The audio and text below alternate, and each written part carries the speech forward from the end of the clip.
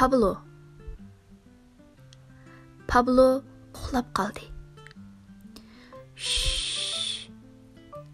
Bu uning tuxum shakli ichidagi eng oxirgi bir kuni. Quyosh ko'tarildi. Pablo qo'rsqini atgan choy va non bilan yaxshi to'xlab oldi. Endi uningga kuch kirdi. Pablo tuxum shakldan chikatmasa bo'lmaydi. Chunki hozir u cho'ng bo'ldi. U tuxum sirtidagi dunyodan azroq qo'rqqachqa kichik bir to'shak ketishdan boshladi. Birinchi to'shakdan keyin ikkinchi to'shakni ochdi. Ikki ko'zda marab, o'ngga qaradi, so'lga qaradi, ustiga qaradi, pastga qaradi. U atrofdagi dunyoning hamma yerini ko'rgisi keldi.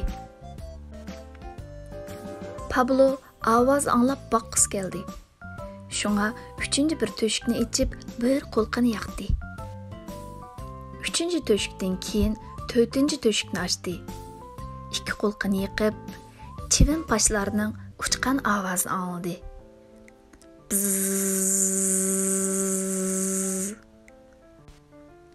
Paqlarning kurkirgan ovozini angladi. Kurr! Kurr! Shamolning vuvildigan ovozini angladi. U atrofdagi ovozlarni birini qo'ymay anglab boqqisi keldi.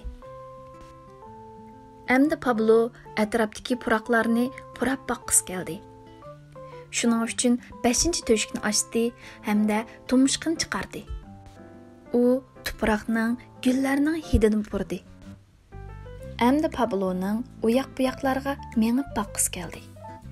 Shunga 6-chi kichik to'shakni ochdi hamda bir putini chiqardi. 6-chi to'shakdan keyin 7-chi to'shakni ochdi. U oldiga mangdi, keyniga yondi.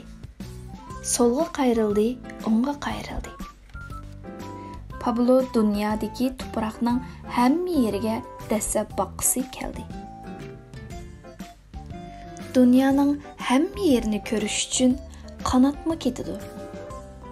Pablo 8-chi to'shakni ochdi hamda bir qanotini chiqardi. 8-chi to'shakdan keyin 9-chi to'shakni ochdi. Pablo uçdi. U hech narsadan qo'rqmadi.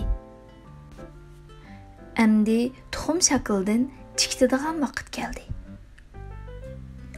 Pablo shakaldan o'ziga azroq elib qoldi. Chunki yomg'ir yoqqan kunlarda uningga kunlik bo'lib asqatdi.